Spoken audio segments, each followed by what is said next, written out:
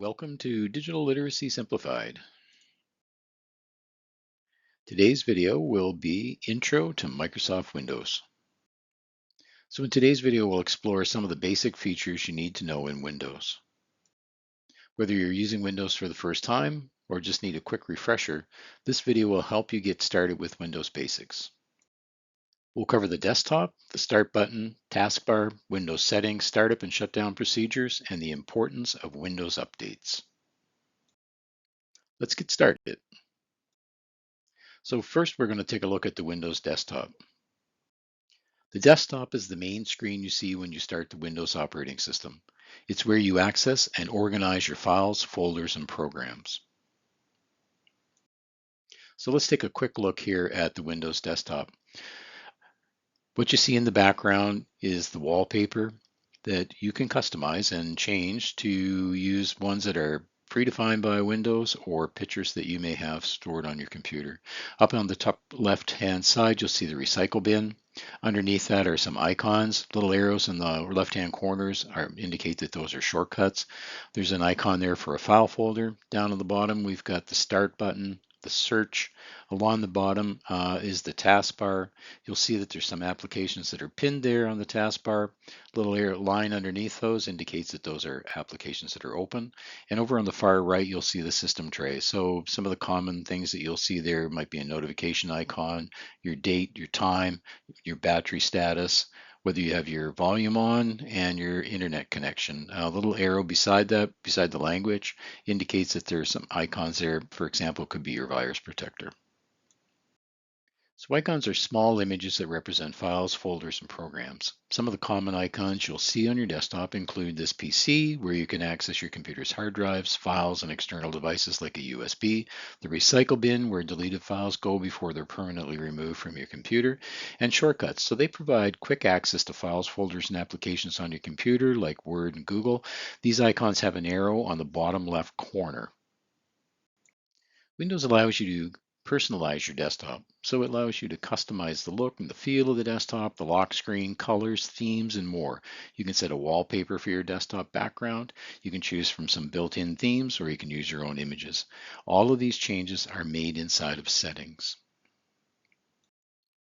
So there's a couple of things that you can do by right-clicking on the desktop. As you'll see here in this diagram, you can change your shortcuts. So by clicking on shortcut, it will open up another box, a dialog box for you, and you can point to a path. So the path is the actual location of where a folder, a file, or an application is. You can also choose desktop settings or display settings or personalization as well.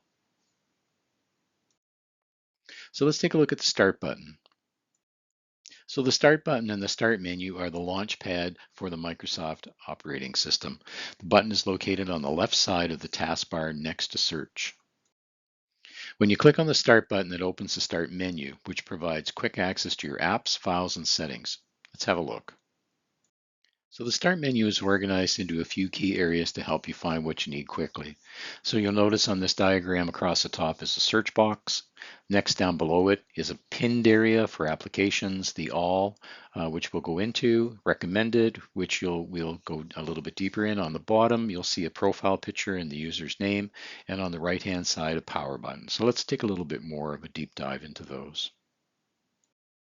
So the search bar is located across the top. It's a powerful tool for finding apps, files, and settings on your computer.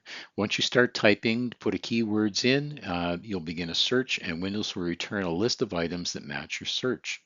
The pin section is an area that shows a grid of applications, the icons for those applications that show what you've chosen to pin for easy access. You can customize this section by adding, removing, and rearranging your most used apps. All apps, so this button opens up a full list of all of the applications that are installed on your computer in alphabetical order. So the recommended section, located below the pinned app, dynamically shows recently opened files, newly installed applications, or frequently used apps. The account icon at the bottom of the Start menu, you'll find your user account information. So if you click on it, it will pop up and you'll be able to see that. It will also let you sign out of your computer. And power options at the bottom of the Start menu, you'll find the power button to shut down, lock, restart, or put your PC to sleep. So if you have applications that you frequently use, you can pin those apps either to the Start menu or to the taskbar. So these are the steps to pin an app to the Start menu. So first of all, you would open the Start menu and click on the All Apps, which you've seen in that dialog box. And when you find the app you want to pin in the alphabetical list, just right-click on it and say Pin to Start. To unpin it, if you don't use it very much anymore and you just want some to clear up that area, just right click on the apps icon in the pin section and select unpin from start. So there's a very similar way to do that to the taskbar. You just basically right click on the taskbar and it will bring a shortcut menu. We'll have a look at that. So changing the colors and the appearance. So the start menu and the taskbar color and transparency can be changed. Basically go to settings, personalization, and colors, and you can choose a mode, dark, light, custom, toggle if you need some transparency effects on there. And if you choose custom mode, you can also select an accent color that would be applied to the start menu and other systems. So it's really easy to do. Again, just under the start, under settings, personalization, and color. And the taskbar. So the taskbar is kind of like the launch pad inside of Windows. And you'll notice the taskbar consists of the start menu, the search, an area where applications are either opened or pinned. And you can see an application that's opened that may not be pinned, but it's open with a little line underneath it. And then over, as we mentioned earlier, the system tray. So if there's notifications that you need to respond to, if you have your battery status, your volume, your connection to Wi-Fi, language, and the little arrow beside that could indicate that there's other applications up there, like for example, maybe it's your virus protector. So the taskbar is located at the bottom of the screen by default and contains several important tools to help you navigate Windows. It's a crucial component of the operating system, serving as the hub for managing open applications and accessing key system features. So the taskbar provides quick access to the Start menu, the search bar, pinned and open apps, and the system tray, which contains icons for background applications and system functions like the clock and volume controls. So let's look at some key features of the taskbar. So we've looked at the Start button. It's the Windows icon at the bottom left corner of the taskbar. So clicking on it opens the Start menu where you can find your installed programs, settings, and other tools. The search box next to the Start button. So when you click that, it can open up a menu with suggestions, or you can enter your search criteria in the search box for files, apps, and settings on your computer. And the system tray, which is on the right-hand bottom corner, it shows you some icons with system notifications, your battery status, network connections, and volume control. One of the nicest features about the taskbar is to be able to manage your applications when they're open. So an open application will be displayed on the taskbar, and it's easy to switch between open apps. They'll be displayed there, and you just simply click on the app that you want to bring to the foreground. The taskbar will quickly switch between them. You can also minimize, maximize, or close apps. When you open a program, you can simply click on the control button on the upper right-hand corner of a window to either minimize it, maximize it, or to close it. And pinning apps is really easy on the taskbar as well. So when an application is open, it will show up on the taskbar. Simply right-click on it and select Pin to Taskbar, and that application will be there every time you start up Windows. So you can see here in this diagram, when you right click on taskbar settings, there are a few things that you can modify in here. One of the big things is turning on or off the search box. You can also turn on what's called task view, which allows you to have multiple blank windows that you can switch between. So if you're trying to utilize that to work on a couple of projects at the same time. And of course, you can take a look at your taskbar behaviors down here on the bottom right of this diagram, and it allows you to maybe move your taskbar from the center over to the left-hand side of the screen. So by default, Windows allows a taskbar to the center. And again, by going into taskbar settings, you can change it over to the left. I prefer mine on the left. A lot of people like it in the middle. You can automatically hide the taskbar, so it will hide. It will flip up and down as you move your mouse. And task view, if you have multiple monitors, for example, you can enable the task view to show you multiple windows. It's great if you're working on multiple projects. Next, we're going to look at Windows settings. So Windows settings helps you customize your computer's behavior, appearance, and system preferences. You can access settings by clicking on the Start button and then selecting Settings. It's the little gear icon. So as you can see on the screen, Windows settings have a lot of options. And some of them we shouldn't change unless we're really comfortable knowing what we're changing. So for example, in system, there may be some things in there that if you changed, it may make your system unstable. Bluetooth would be if you're trying to add a Bluetooth printer, for example. Your network, of course, would be connecting to Wi-Fi. Personalization, we looked at briefly, changing colors and screensavers and things. Your apps are all listed there. If you have multiple accounts, let's say if multiple people are using the same computer, then you might have several accounts on there. You can change your time and your language. If you're using gaming, there's options there for gaming. Accessibility, so if you needed text to be a little bit larger, you would find that there. Privacy and security, which is important because we want to take a look at how we can keep our computer secure. And Windows Update, which is very important because we want to make sure that our computer is always updated with the latest, greatest settings. So let's take a look at some of the key features here. So the search box. So if you get lost or you're trying to find something, take a look at search at the bar at the top and just type in a few words of what you're looking for. Let's say you want to change the text size, or if you wanted to look up some information about Wi-Fi, just simply type those in there and it will bring up a list of pages where you can find information about that. System, so where you can adjust different settings like sound, notifications, power options. Again, as I mentioned, don't change things unless you're comfortable and feel confident with what you're changing because you may make your system unstable.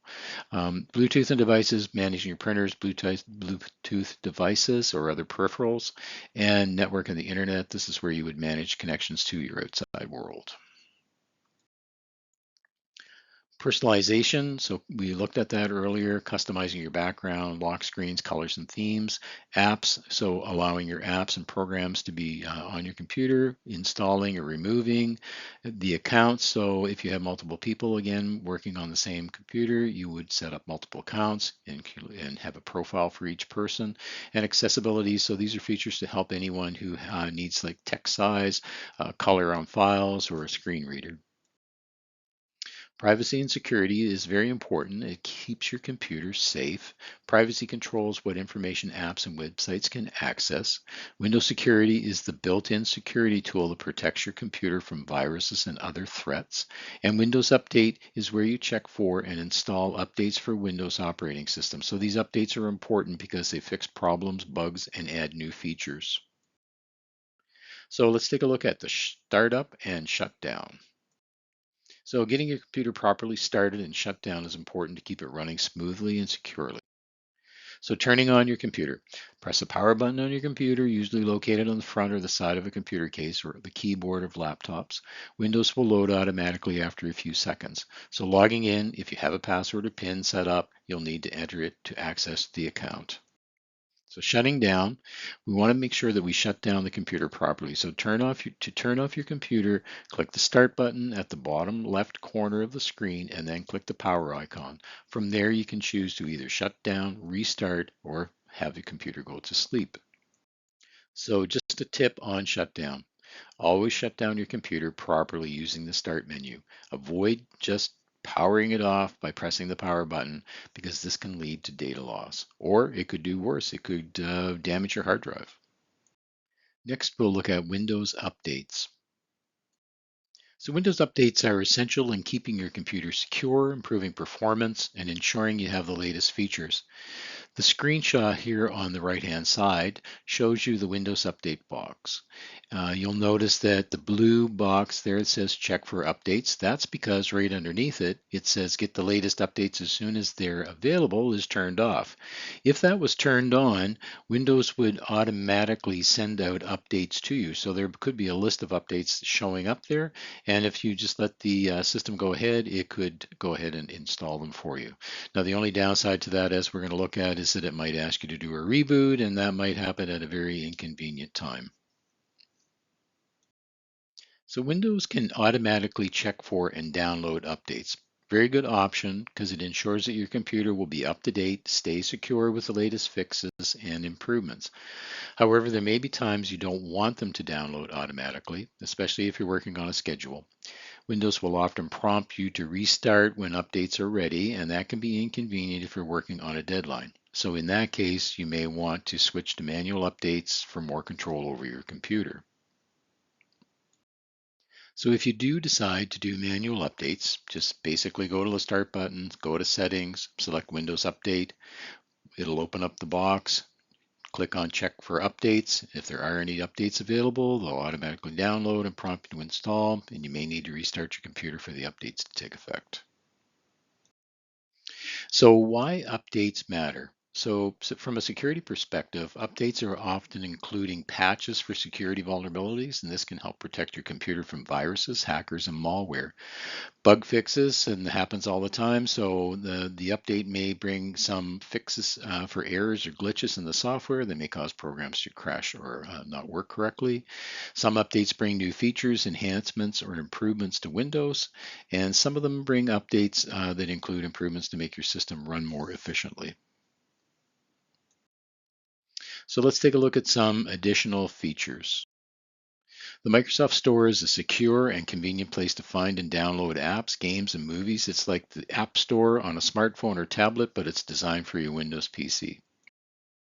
So the Microsoft Store makes it very easy to get new software for your PC. It's a safe and convenient way that you can trust what you're downloading from there is going to be safe. It's an excellent resource for anyone who wants a hassle-free way to find the apps that they need.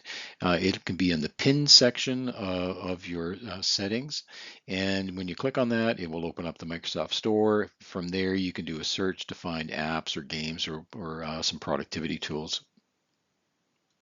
So we didn't cover Windows File Explorer in this video, but it's used to access files, folders, and documents. When you click on the File Explorer icon in the taskbar or press it on the Windows key plus E, it opens up a window where you can browse through your files and folders. So please note though that I do have a video here that goes into detail on Windows File Explorer and how to manage your files and folders. Windows also includes a security app with features like Microsoft Defender antivirus for threat protection, Windows Firewall for network protection, and Smart App Control and Smart Screen to prevent malicious apps and websites. And please note you can find a full video focusing on Windows security on my channel. So in summary, this video was designed to get you familiar with Windows basics, from navigating the desktop and taskbar to using Windows settings, managing startup and shutdown, and staying secure with Windows updates, all intended to keep your computer running safe, secure, and smoothly.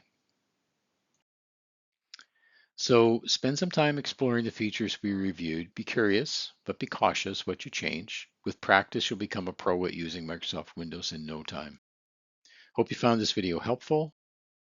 Be sure to like and follow our channel for how-to videos to help you develop the digital literacy skills you need to succeed. And thank you for watching.